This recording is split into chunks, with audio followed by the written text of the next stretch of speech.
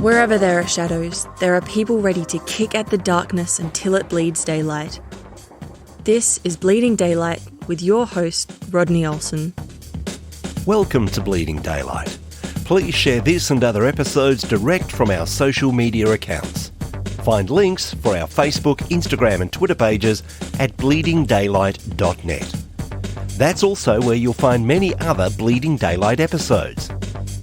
What could have been a tragic end to a sporting event has turned into an opportunity to share hope with others.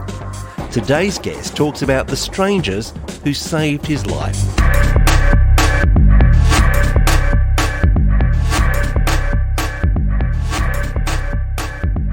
Today's guest has a passion for running, but it's a passion that almost cost him his life.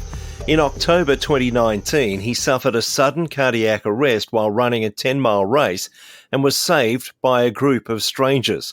We're going to explore that story in just a moment. Tyler Moon, thank you so much for your time on Bleeding Daylight. Yeah, Rodney, it's great to be here. Tell me about your passion for running. When did that start? Yeah, it's an interesting story for me in my running journey. I actually grew up playing a lot of different sports, and none of them were really running, actually. I played football, so I live in the United States of America, so American football for most of my life. And I actually played offensive line, so I was kind of a bigger guy, and running was not really my thing. But after I got out of college, I wanted to lose some weight. Because of that, I started getting into running. So I was probably around 22 or 23 years old when I actually started to run and started to learn a lot about it, and then actually gained kind of a passion and a love for it shortly thereafter. And that moved to taking part in various events, did it? Yeah, for sure. So I did a 5K, kind of a shorter family Thanksgiving turkey trot, what we call it here. I did that shortly after college. A few years later, I actually was watching my future brother-in-law. He was running the Twin Cities Marathon, which is a big race here in the Twin Cities area. And I was really just encouraged by seeing all the people that were there, all the runners, all the spectators, different ethnicities and races and men and women all running. And it was really cool to see how, all these people on the street were cheering them on. In that light, knowing that I had been doing some running myself and seeing that opportunity to maybe do a marathon or do a fun race like that in the future, I decided to sign up for my own. Late 2018, early 2019 is when I signed up for my first, let's call it maybe my first official race, and that was the Twin Cities 10 mile. And what happened during that 10 mile that you were running? Yeah, so shortly after mile 8, I suffered a sudden cardiac arrest, which is something that we never imagined would ever happen. As I mentioned earlier, I was a pretty active person doing sports and running and training for this race. That incident was just something that was out of the blue. I have no family history of something like this happening either. When it happened, it really just shocked our whole family. You mentioned that you signed up for this perhaps late 2018, early 2019, around that time. So it's not as if you just signed up the day before and weren't prepared. You had been training for some time, so there was nothing really that would have told you that something was likely to go wrong on the 6th of October in 2019. You were well prepared for it, and I imagine you were feeling like this is going to be a great event. Yeah, you're dead on, Rodney. It's really interesting, actually, to think about. A couple weeks before the big race day, I had actually gone out for about an 8-mile training run to do my last big run before the event. And so to think, fast forward a few weeks later, that around that 8-mile mark was where I had my cardiac arrest. It's really interesting to think why it happened, when it happened, and who was there to help me when everything went down. So I was training for it. I was ready for it. And I live in Minnesota, and we have pretty harsh winters here is probably a good way to say it. But the fall is always a really special time because it cools down from the summer and you kind of just feel like you're in a really nice culture and climate. And so this October 6, 2019 was one of those perfect Minnesota fall days. Not only is the air nice and cool, but the leaves are turning colors and it's just a beautiful environment. So that day when I showed up, I was not only prepared physically, but also just mentally, it was an awesome opportunity to go for that run and make a great effort out of it. It obviously turned into something we didn't expect it would, but we're thankful for how everything happened. Around how many people take part in this event? Usually it's like tens of thousands of people that run on this specific day. So there's a 10-mile race in the morning, and then the marathon is later that day. But there are, man, I'd probably say like 30,000 people in total that are running that. And then on top of that, they have a bunch of spectators that are there as well. So it's an incredible vibe. You must have felt really good going into this. You'd done your preparation. You were ready to go, jostling for your space in amongst all these runners, and off you go. How were you feeling in that first 8 miles before this cardiac arrest? Yeah, I was feeling really good. So this was, like I said, my first real big official race besides a 5K turkey trot event with my family. So it was really exciting. You know, you have that vibe. You're in the corral with all these people. They're pumping music and you're getting all excited. And so when the gun fired off, my first mile is actually the only mile that I have memory of. When I collapsed, they have a couple of different reasons why I don't have memory from mile 1 until I woke up at the hospital. It could be because I had a concussion when I fell, because I kind of fell right on my face, or it could be some of the anesthesia and medication they gave me when I went to the hospital, because I was in a medically induced coma for a short period of time. So I don't have much memory from mile 1 to mile 8.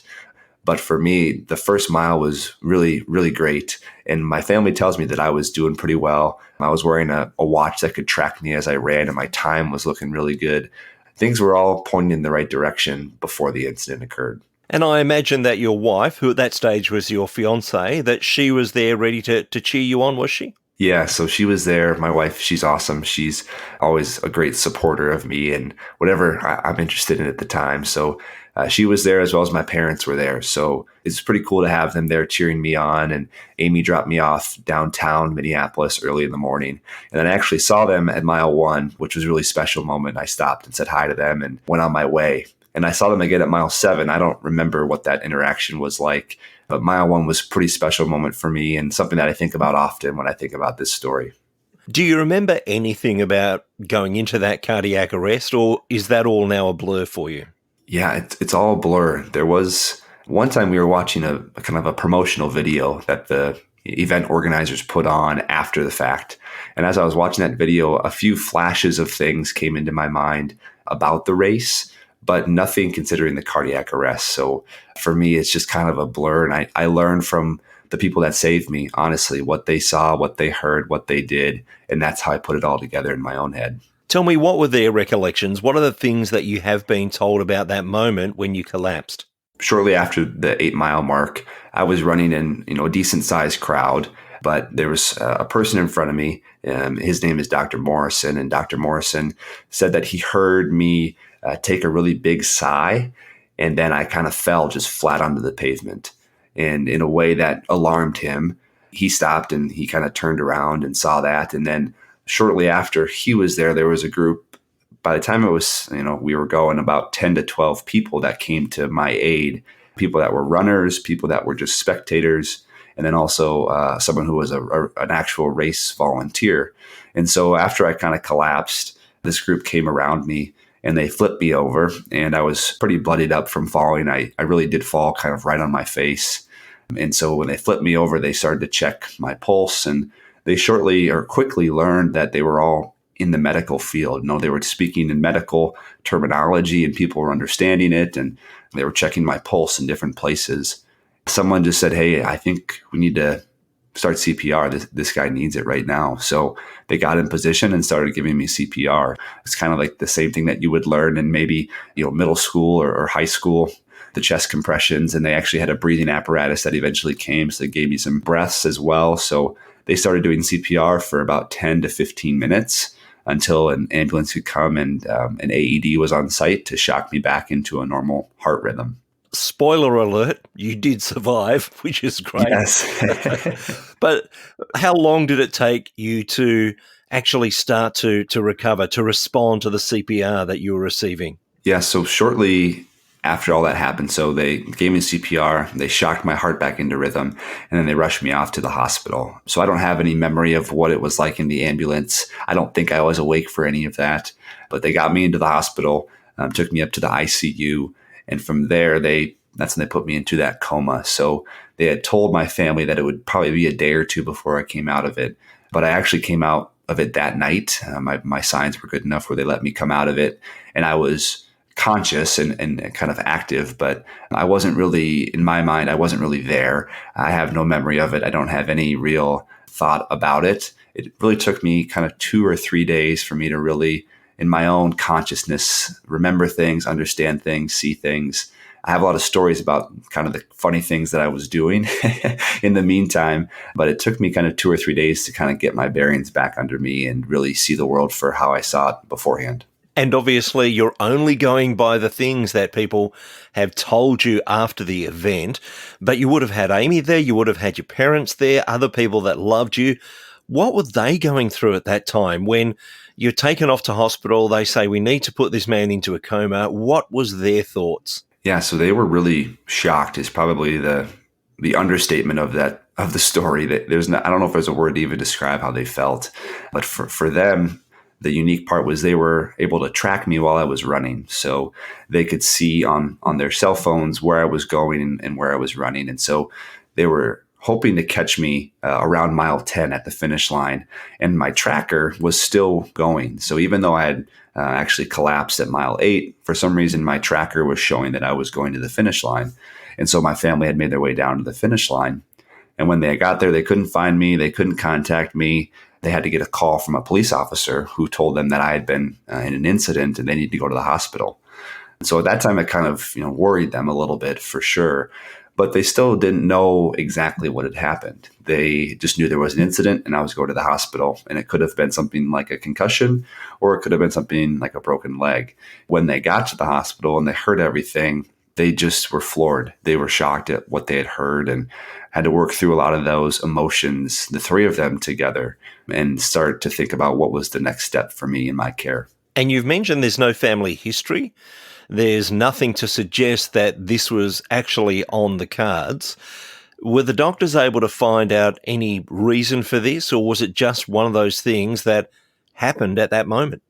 So fortunately, we've been able to learn a lot about my heart over the last few years. So I'm fortunate enough to live near the Mayo Clinic, which is in Minnesota, which is a really famous hospital in the United States. And through some testing there over the last 3 years, we've been able to discover a little unique arrhythmia, maybe you would call it, or a unique beat that I have in my heart at around 160 beats per minute, which is kind of a typical exercise heart rate for me.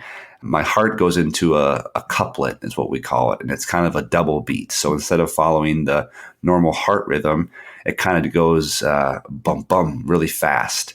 And that is what they maybe think happened on October 6th, is that it went into that double beat. And for whatever reason, it never got back out of that beat, which caused my heart to go into a really fast rhythm.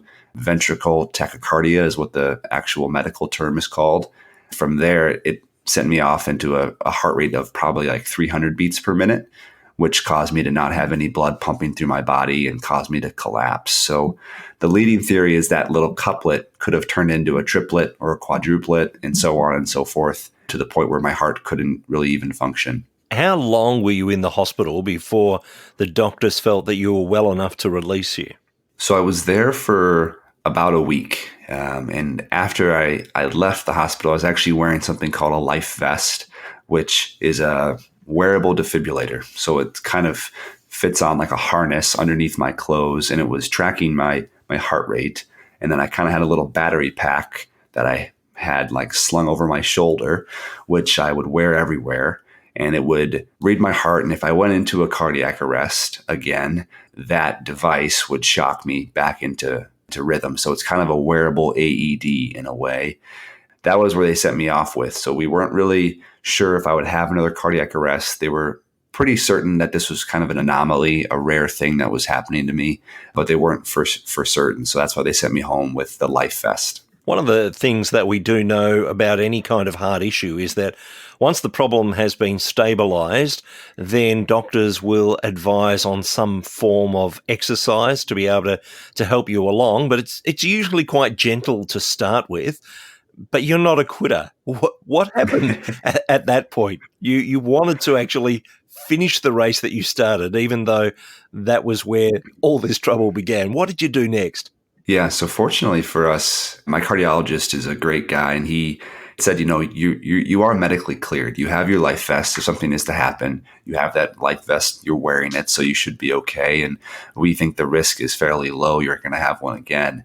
It's kind of some wheels started to spin in my mind. In the hospital, we had talked about finishing that race and going back. And my family thought, let's go finish it. Let's go walk it together. And in my mind, I was thinking, hey, let's go run that thing. Let's finish it off. Let's, finish it the way that I started it and give it my best effort. So a couple weeks after I left the hospital, we had my life vest on and we showed up to the spot kind of where everything happened. And my wife and I, so Amy, my fiance at the time, we just started to run together the final 2 miles. And we had invited some friends and family, just said, hey, well, we kind of gave them less than 24 hours notice. Hey, I'm going to go do this tomorrow. I'm just going to run on the street or on the sidewalk, and we'll meet you guys down at the Capitol, which is where the race finishes, and we'll just celebrate and be thankful for life.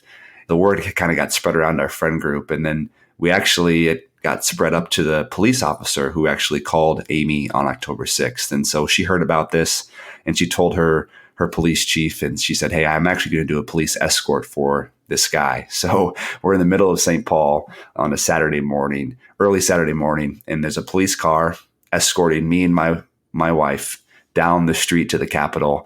It was a pretty unique opportunity for the final 2 miles of our race. So you got to finish the race with just a few of you, get rid of all the thousands of others, and just enjoy it.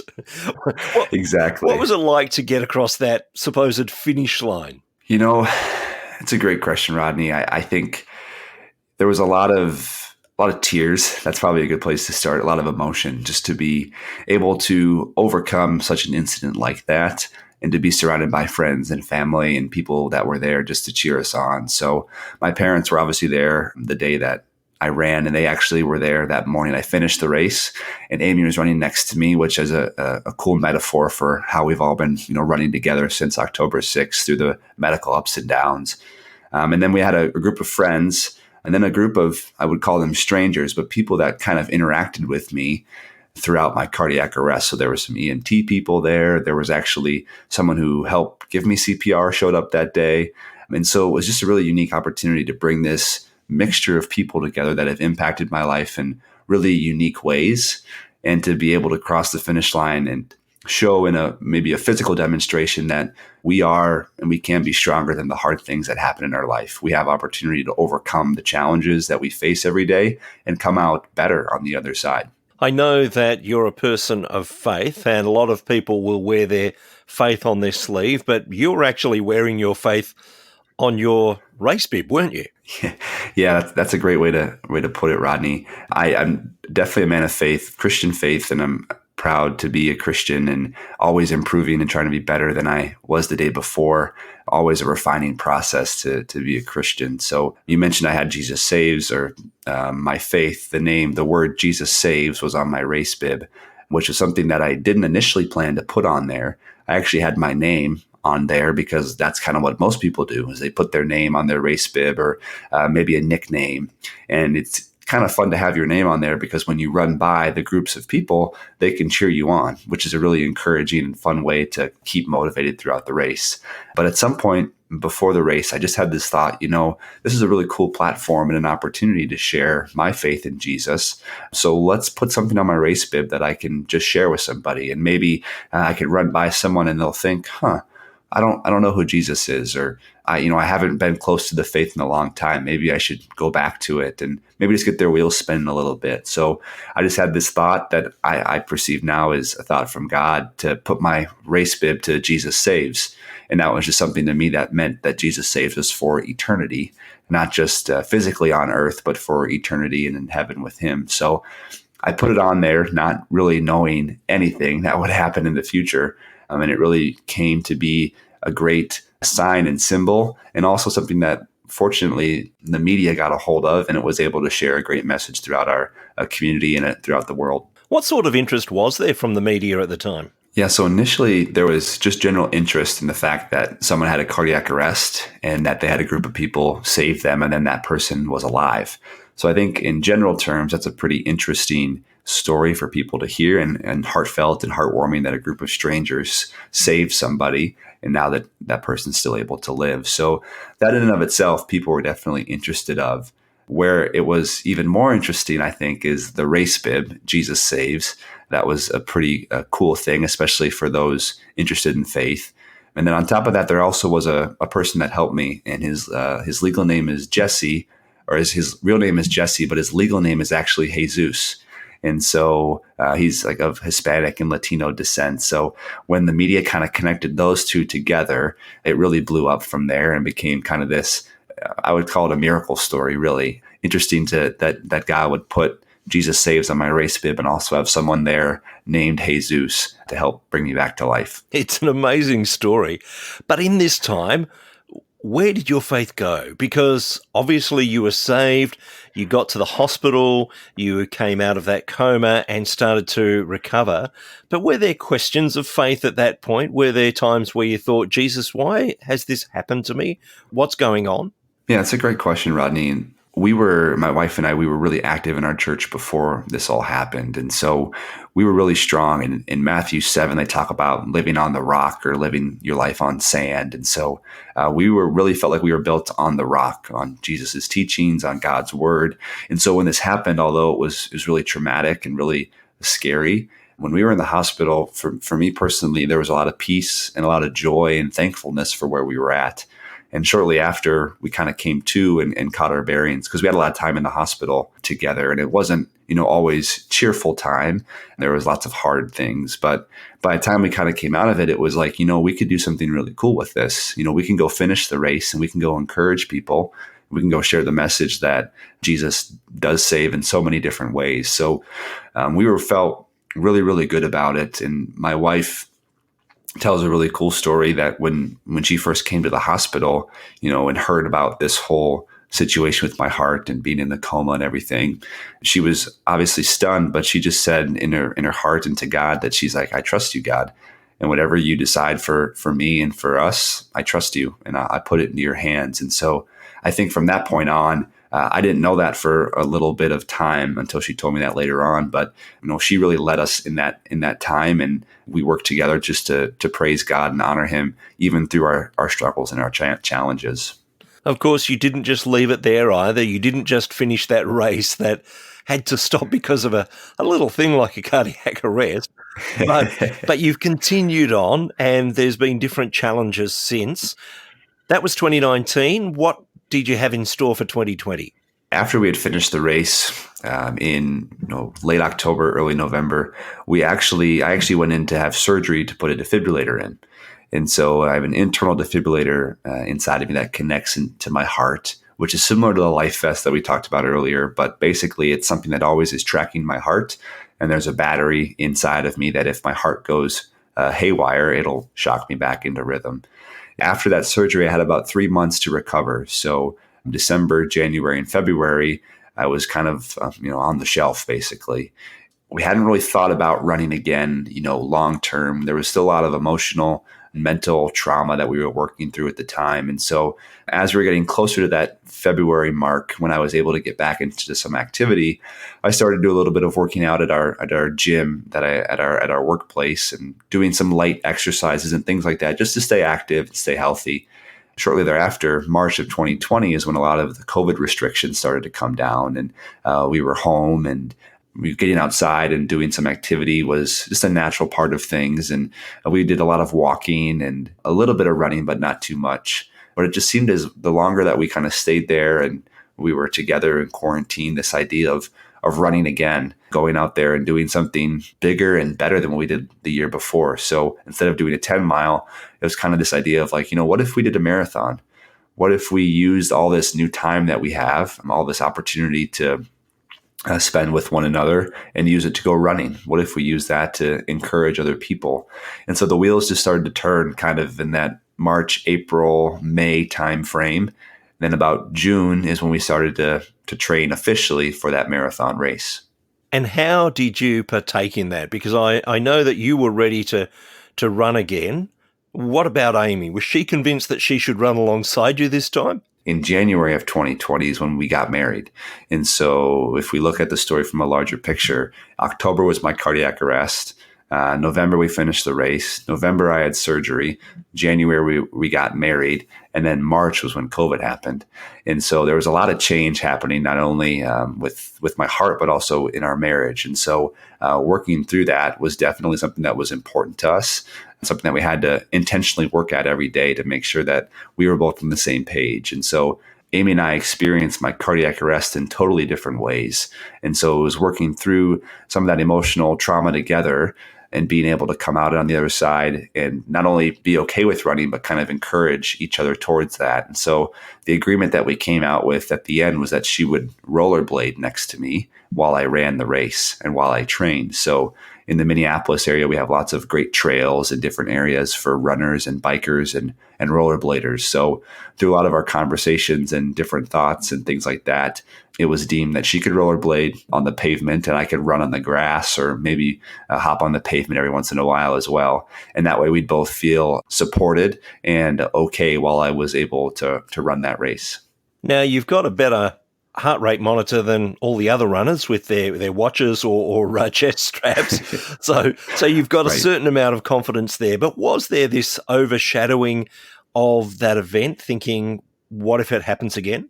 Yeah, there definitely was for me, something that I thought about a decent amount. And fortunately, we had been really intentional about the medical intervention that we've had. We've been really diligent in following doctors' orders and trusting them in terms of rest, relaxation, training, different things like that. So we always deferred to the doctors and what they had decided was best for me.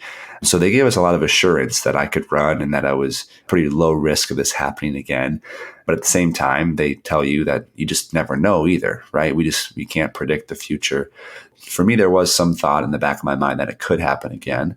But fortunately, because of my defibrillator, we do have some confidence there to say, if it does happen, we know that we can maybe call it a backup plan to shock me back and bring me back to life. And so we do have a lot of faith and trust from a kind of a worldly perspective in my device. But ultimately, the real kicker is that I really felt called to this race. I really felt called to it by God to go run and go encourage and go share the message of Jesus again. So with that in mind, we really had nothing to fear. And even if the defibrillator doesn't work, we know that we're doing what God wants us to do and going to run that race. And it must have been enormously satisfying to finish that race, knowing what you had been through in the past. It was a really cool opportunity. And because it was that COVID timeframe, the official race was turned into a virtual marathon, which worked out really great for us because that allowed Amy to not only train with me on rollerblades, but actually do the whole marathon with me on her rollerblades. That's something that we wouldn't have been able to do if we were doing the official race. And so when we were able to run that whole marathon together and get to the end, it was a really special opportunity. Once again, we had some friends and family that were there. And it was so cold. It was like 18 degrees Fahrenheit in Minnesota that day. It was super cold, not a perfect fall morning, but almost like a winter morning here.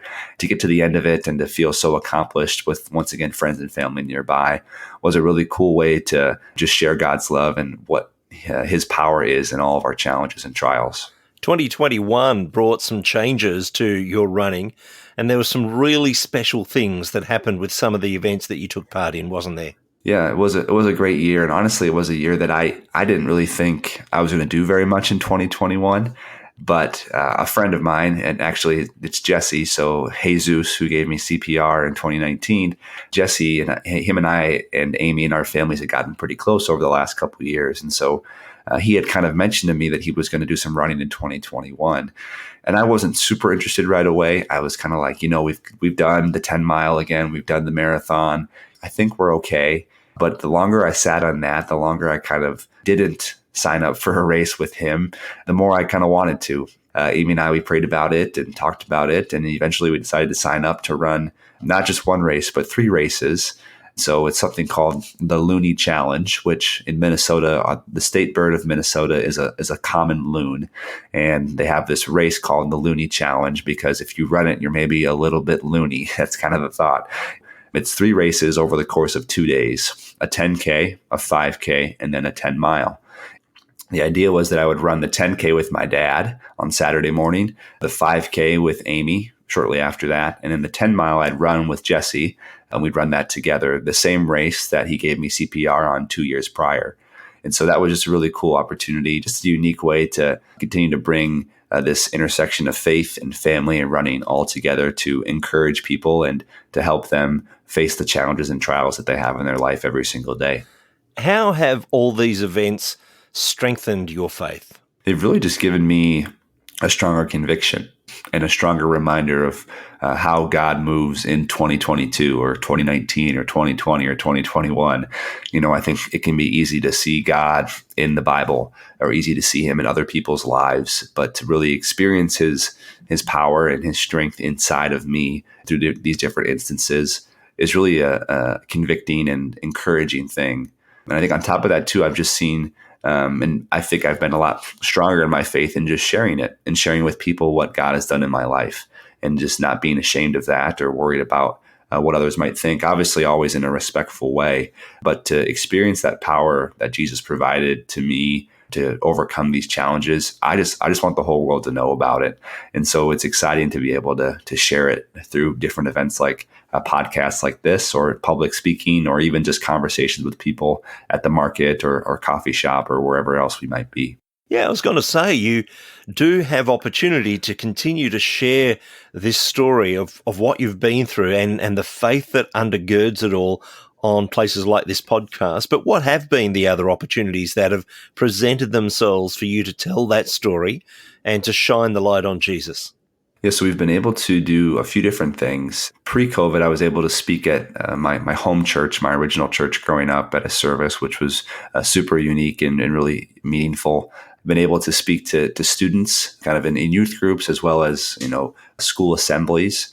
And then I also was able to speak at the company that made my defibrillator. And so that one wasn't from a Christian perspective, but I was able to speak virtually with Medtronic, who made my device. And so that was a cool opportunity just to encourage them and to share with them how their work every single day has really blessed me and given me the confidence and the ability to continue to run and live my life in the way that we think we're called to do it. Have there been opportunities to come alongside other people that have gone through their own medical emergencies? Oh, for sure. And that's honestly been one of the most fruitful things about having a tough experience is to be able to share some of the trials and triumphs with other people. About a year and a half, maybe a year after my cardiac arrest, we got connected with a couple who's similar age to me and Amy, who had just gone through a cardiac arrest as well. The guy in the couple, his name is Kyle, he had suffered a cardiac arrest kind of while he was at work. He was in a parked car, but he had this really unique, miracle experience as well. And he was, saved and able to live another day. And so to be able to talk to him and his wife and share in that experience together was not only encouraging for them, I think, but also super encouraging for us to just remind us that, God has a plan and he's able to use even our lowest points to encourage other people. And so that's really just been an encourager for me as I continue to share, continue to bring this message to other people. When you see the impact of what you're sharing with others, it just makes you want to do it more. We just had a quick Zoom call with them, which we thought was going to be quick, but I think we were on the phone for like an hour together and we had never met these people before. So it was a really cool opportunity to share that message and continue to share it with other people who are going through some tough stuff. You started out with a variety of sports. You went into running. We know what happened there.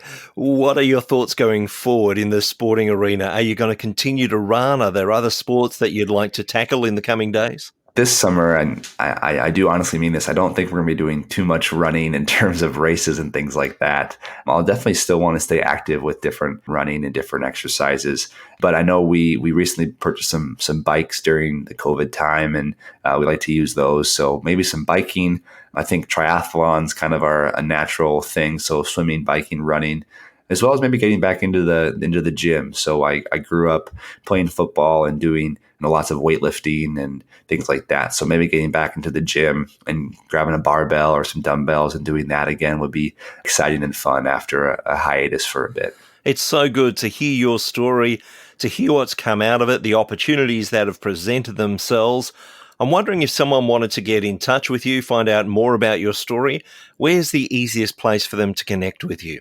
Yeah, so there's two easy ways to connect with me. The first one is on LinkedIn. So my name, Tyler Moon, live in Minneapolis. So if that can narrow it down for you on LinkedIn. The second way, which might be even easier, is on Instagram. So my wife and I, we've started a ministry called Moon Family Ministries. Our last name is Moon, so Moon Family Ministries. And we're on Instagram, and we are going to be posting different updates and things like that on there to be able to share with people and connect with people as they go on their journeys. I look forward to hearing more about the opportunities that God presents for you as you continue to go forward. And Moon Family Ministries sounds like a wonderful opportunity. But Tyler, I do want to thank you for your time of being on Bleeding Daylight today. Thank you. Thanks, Rodney. Have a great day. Thank you for listening to Bleeding Daylight. Please help us to shine more light into the darkness by sharing this episode with others. For further details and more episodes, please visit bleedingdaylight.net.